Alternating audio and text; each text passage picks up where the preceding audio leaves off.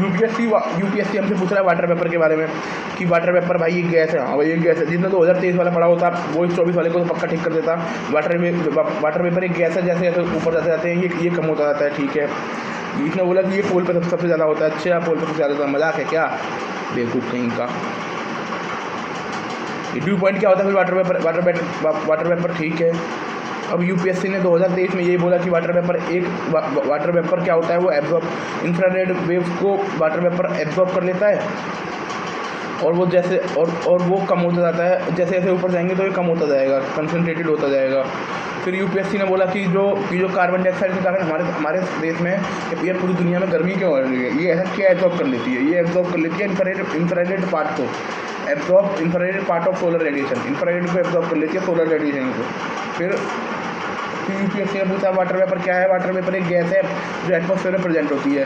ठीक है, और ये कंसनट्रेटेड होती है मेनली लोअर ट्रोपोस्फेयर में। जैसे जैसे टेम्परेचर बढ़ता है ये बेसिकली लो टेम्परेचर में होता है। ये where temperature is higher and evaporation occur, जहाँ टेम्परेचर हाई हुआ वहाँ इवेपोरेशन शुरू हो गया।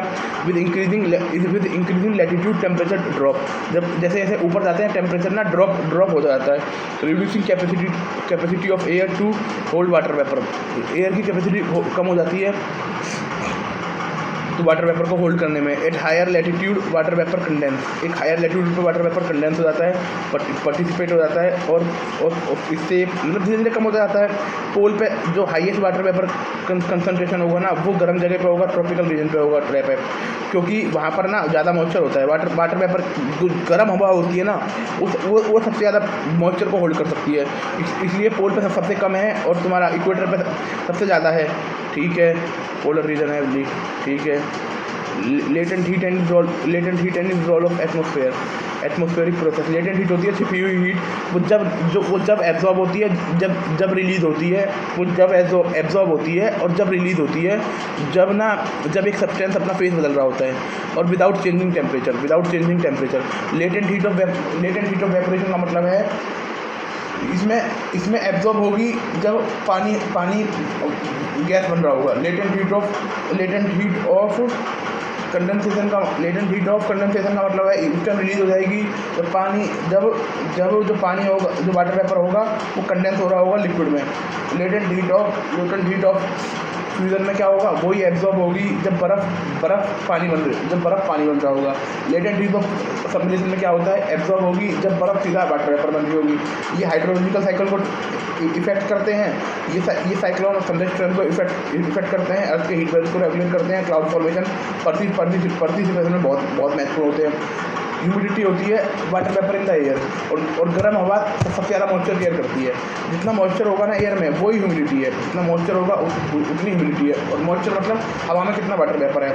जैसे एब्सोल्यूट ह्यूमिडिटी है कि ना भाई कि per unit mass of water vapour per unit air. ठीक है, mass of water vapour per unit air.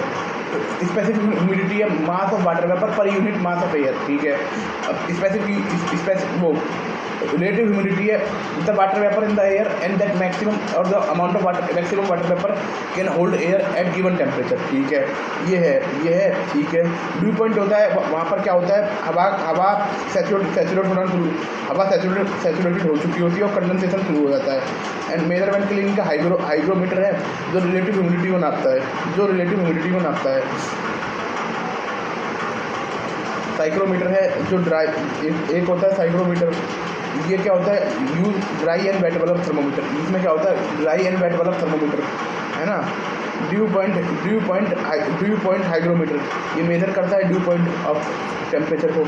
Electric sensor, इसमें capacitance and infrared absorption capacitance का यूज़ करते हैं और इंफ्रारेड एब्जॉर्बेशन का यूज़ करते हैं for precise measurement. Jet stream एक narrow fast moving air current होता है जो अपर ट्रेपोस्फीयर में बहता है। और ये पोलर जेट स्ट्रीम 50 से लेकर 60 एल्टीट्यूड में रहती है, खतरनाक होती है ना। ये एक्स्ट्रा ट्रॉपिकल साइक्लोन बनाती है और सीवियर वेदर कंडीशन बना देती है। सब ट्रॉपिकल जेट स्ट्रीम 20 से लेकर 30 एल्टीट्यूड में बहती है। पोलर जेट स्ट्रीम स्ट्रॉन्गर होती है, एक्स्ट्रा ट्रॉपिकल वीकर होती है और ये मानसून को इफेक्ट करती है। जितना ये वीकर होगी उतना हमारे लिए बढ़िया होगा।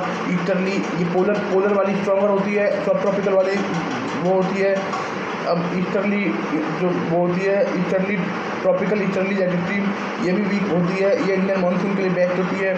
अब ये क्या होती है, ये jet stream polar vertex shift करती हैं, सडन एविएशन को इन्फ्लुएंस करती हैं। हवा तेज चल रही है तो भाई स्पीड कम हो जाएगी। Sudden change Mendhar causing block pattern को ठीक कर देंगी, एक्सट्रीम वेदर इवेंट ले आएंगी, ठीक है। पोलर वर्टेक्स इन्फ्लुएंसिंग करती हैं स्टॉर्म को, कोल्ड वेव को, हीट वेव को, कोल्ड वेव को। पोलर वर्टेक्स होता है कि पोलर के ऊपर एक गोल गोल हवा घूम रही होती है, जब वो हवा का चक्कर टूटता है ना तो हवा बहती है और एक्सट्रीम वेदर इवेंट हो जाता है। Thank you.